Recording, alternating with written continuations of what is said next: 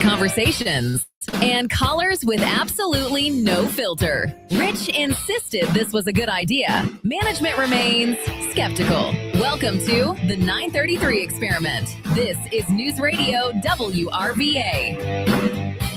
All right, it's 9:34 this morning here on News Radio WRVA. Thank you for joining us here on The Voice of Virginia. This is the part where I have to take full responsibility for what's going to happen next, because I said, hey, wouldn't it be great if we took telephone calls and open up the phone lines for people? Great. That's what we're doing. 833-804-1140. 833-804-1140. Dave, if you'll open up the phone lines for us, 833-804-1140. You can either send us a text message or you can call into the program. So I put this up. Oh, by the way, you can also answer on Facebook.com/NewsRadioWRVA. Facebook.com/NewsRadioWRVA. So I ask you this question this morning. Freedom 250. We had the final portion of the celebration of America's 250th birthday. Was it a success? Was it a success? Was it a waste of time? Was it a waste of money? And I really want to know, because we're so close to D.C., did any of you participate in any of the Freedom 250 celebrations? Number for you to call into the program, 833-804-1140, 833-804-1140. Yesterday, that race was pretty incredible. I thought about going up. I didn't get the lottery to get tickets. I'm sure I could have, but I watched it on television.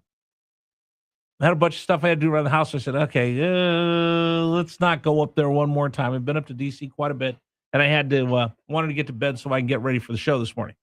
So I didn't go up watching. It was incredible. Wish I would have gone.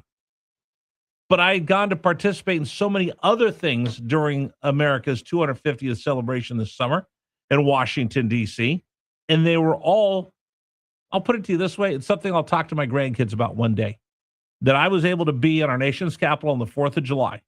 And remember, I was there for the speech at the Washington Memorial, but we had to leave because of the weather, and I never got back in, so I didn't even get the chance to see that. And I still think it was an incredible moment in American history. Now, Scott the Independent said, USA 250, and I'm going to paraphrase Scott, so don't get mad because I don't have your text message in front of me, but yours one that stuck out and said, it's no different than the other 249. Au contraire, mon frere. I actually spent time on the ground, experienced everything that we had for 250. Washington, D.C. has never been cleaner. All the fountains work. I just say that. All the fountains work, graffiti. It's never been cleaner. But for me, being there in our nation's capital on the 4th of July in that week was something special. Not because of the events, which were incredible, but for me, it was something special because of the people that were there that made it incredible, that showed that national pride, that showed that we're all in this together. And I'll be candid with you, especially doing this job, there's times where I'll have it back up in my head. I'll have it somewhere in the back of my head. Are we really all together like that? Because if you just watch social media, all we're done is we're pitted against each other. Sometimes I feel like those red ants and those black ants in the ant farm. Super Dave, you know that, right? If you put red ants and black ants together, they're not naturally going to fight. But if you put them in an ant farm, they'll just kind of, the red ants go to one side, black ants go to the other. They don't really intermix unless you shake it up. And then they're going to fight each other.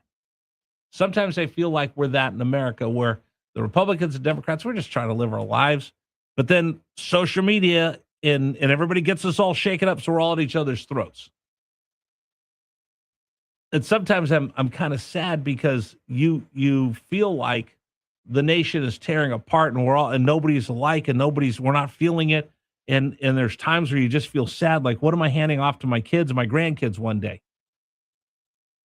The country's always been divided. You go back to the Whigs and the Democrats, and the founding fathers, we're never going to be 100% united because we have all these freedoms, and these freedoms mean we get to have our own opinion, and we're not being told what to do or what to say.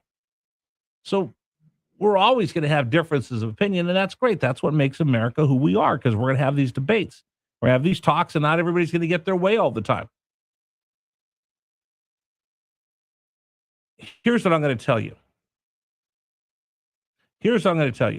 I went, and I thought it was spectacular. I enjoyed every minute of it, but not so much for the people or for the events. Like, I went to the Great American State Fair, really disappointed. Virginia completely dropped the ball, and nobody's ever addressed that, and I brought it up numerous times, that when I went to go into the Virginia exhibit, it was padlocked, and we just recycled old stuff and really could care less. Really disappointed Governor Spanberger that, I don't know, what do you drive 5 minutes from Northern Virginia into Washington, D.C., and that's all we did? We had probably one of the 5 worst exhibits at the Great American State Fair, and no one in Richmond seemed to care. It was embarrassing how bad Virginia represented itself at the Virginia State Fair.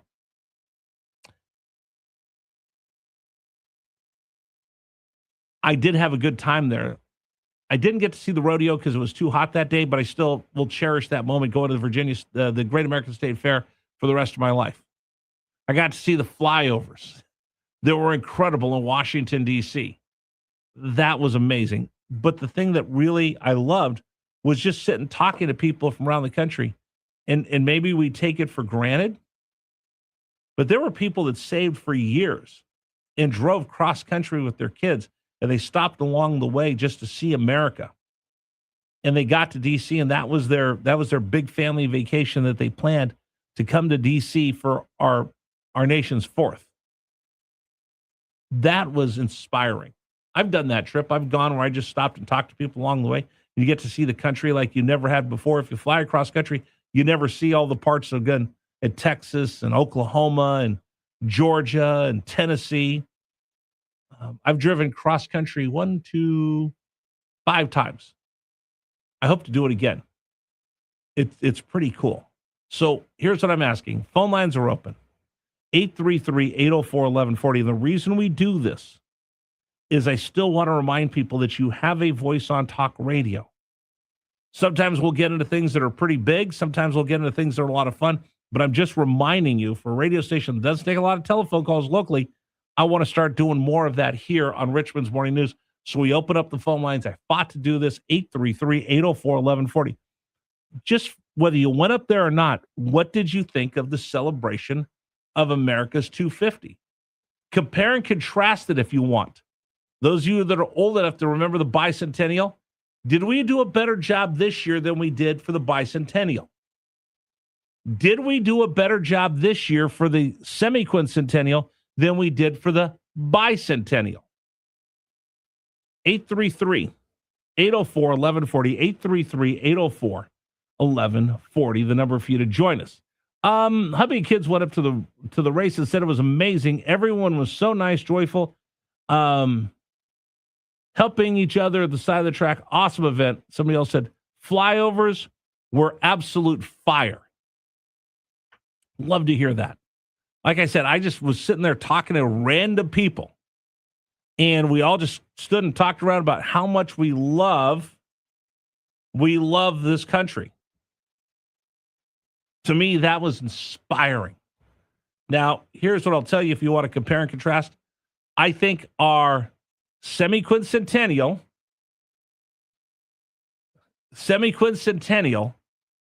is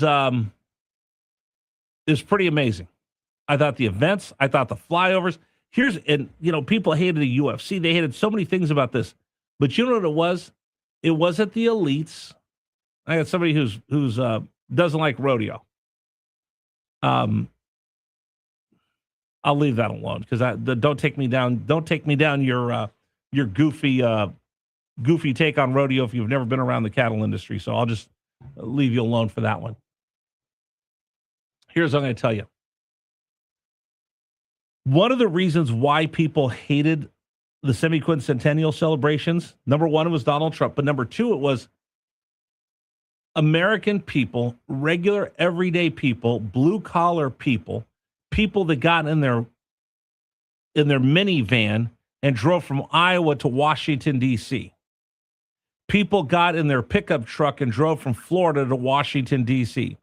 People got in their SUV and drove from Wyoming to Washington, D.C. Because I met people from all across the country, all across the world when I was up there that week. And like I said, I went to a bunch of different events for the semi-quincentennial. And again, phone lines are open, 833-804-1140. The text messages. I think we have an audience that loves to text message, but not many people will call up. That's okay. We'll work through all that. You can also go to facebook.com/newsradiowrva, facebook.com/newsradiowrva. Here's what I'm going to tell you. The elites hated it. The elites absolutely hated the Freedom 250 with a passion because it was for everyday Americans, not for the elites. They hated the UFC beneath the dignity of the White House. They've got people out there from the Nitro Circus riding motorcycles on the front lawn doing loops, and then having the fights out there. That's gross. They didn't like the rodeo. They didn't like the state fair. They didn't like anything. They didn't like the flyovers. They hated all of it. Why? Because it wasn't what a lot of liberal elites wanted, which is, we'll have a concert at the Kennedy Center and we'll all sit there and go to a cocktail party. We'll have the Met Gala. We'll have all these things that the elites love to do. But a lot of those just aren't opened up to the general public. Think about this. I'll give you the perfect example of this. The inauguration. All the regular people like you and I are on the parade route watching, cheering on our new president. And then as soon as it's over, what happens? There are all these really fancy, high-priced balls, and the president and the first lady go around to all these balls, have one dance, and they go from this ball to that ball to that ball to that ball. Let me ask you this. How many of you have ever been invited to an inaugural ball? How many of you put on a tuxedo and gone to one of those elite events? I've never. Have you? But I got to go out there to watch what was going on at the White House in all the events that were there for the 4th of July. You didn't have to be a billionaire donor. You didn't have to be a millionaire donor. You didn't have to be a special elite. It opened it up to everybody to be there. And I think that's why a lot of people disliked it. Ferris wheel over the mall was incredible. For the 250, my family and kids ages 10 and 12 will never forget the view from the top of the Capitol, out one side of the Washington Monument and the Lincoln Memorial on the other. Pretty cool. Let's go to, where am I going to go? Garrett, line one. Garrett, welcome. You're on News Radio WRVA. I just wanted to note that the Sail 250 was a really awesome part of the celebration. My sister sailed on the Parade of Sails and down in I saw her down in Norfolk. The Sail Fest, the Sail Fest 250 down in Norfolk. Yeah. Okay. Yeah, that went I'm so sorry. well. You cut out for just a second. I thought you called the whole thing the Fail 250. I'm like, okay, I'll go with you here. No, the Sail 250 was supposed to be incredible, right? Oh yeah, it was so successful. It was a great time. I wanted to go. I didn't go out. Was it in Yorktown or was it in? Remind me where it was. I think the ships sailed through. Some of the ships stopped in Yorktown. Right. It was in Norfolk. Right. It was okay. That's right. It was in Norfolk, and then we also had some of the tall ships that came up the James, and they had a day where they had them here in Richmond, and then they had a drone show that was supposed to be incredible. Yeah. The people involved in putting that together did a really good job. It was a blast. So do you remember the bicentennial? No, I'm too young for that. See, thanks a lot. Now you're going to make me feel old. I remember the bicentennial. Thought it was pretty cool. I thought the events this year for the semi-quincentennial, I mean, I felt like they were open for everybody. But yeah, I was really resonating with what you were describing that you experienced with the in DC. That was a spirit at the Sail 250 where that's awesome. My sister was able to explain all these interesting trivia. She spent like 45 minutes talking to everyone. And, oh, that's awesome. This and that. Yep. Okay. Hey, thank you for the call. Appreciate it. Yep. The one thing, though, that I will tell you, I think the biggest difference for me, maybe it was just me because of a little town, I was a little kid, compared to the semi-quincentennial is, and I went back and I read news reports and I went on YouTube and watched all the news reports and how the news reported. And again, this is before we had all the cable channels that hyper focus, just to kind of have your point of view. The big difference for me between the two was that on the semi-quincentennial, great events, but a lot of people just didn't like it. Bicentennial, pretty much universally, I don't remember anybody pushing back, hating on America's 200th birthday. In fact, I think we had more people coming together for that than I think we had for the semi-quincentennial. And to me, that was kind of sad, and I would have been bummed out unless I would have sat there myself and met these people from all these different places and kind of figured out we are united. We just don't hear it all the time. A couple other people said, yeah, the Ferris wheels. I'm afraid of heights, so I didn't go up in the Ferris wheel. Thought the Great American State Fair was Smithsonian Folklife Festival, except focused on 50 states. If you love our country, you probably loved it. If you don't love our country, you probably didn't. All right, I think that's fair. All right, Super Dave's telling me shut up and talk because it's time for us to get out of here, right? Yes, almost time. All right. Are you still salty today? I started out with you not yelling at me, and then you started yelling at me at the end of the show today. Did I slip today as we got to the end of it? I don't remember yelling at you at all today. Well, if you want to talk about that, you can watch us on Facebook.com/NewsRadio WRVA. Super Dave, don't forget we have the postgame show coming up. I'll be ready. All right. So if you want to, about 10 o'clock, we'll go live Facebook. You can ask us questions about the show today. A lot of people have a lot of different things to say, and you can listen to Dave yell at me. So Facebook.com/NewsRadio WRVA. We'll go live here at just about 10 minutes from now for our postgame wrap.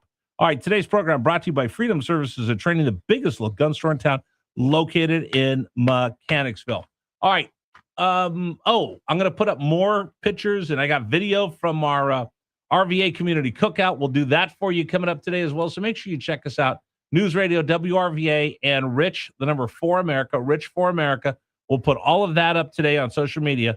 And again, thanks to everybody for coming out to visit us this weekend, including the Super Dave super fans. Super Dave super fans. Thank you all very much. I love them all. Yep, the Super Dave super fans came out in droves to see Super Dave. All right, that's it. We're done. There's a reason I get up every morning, because there's some things that I believe in that I'm always going to stand up for. One, I always believe and I'm proud of, and I stand up for my family. The other is this great country. That's why I get up every morning to bring you Richmond's Morning News. Thanks for joining us. We'll see you tomorrow morning, 6 a.m. Your News Radio WRVA. Please stand for the national anthem of the United States of America.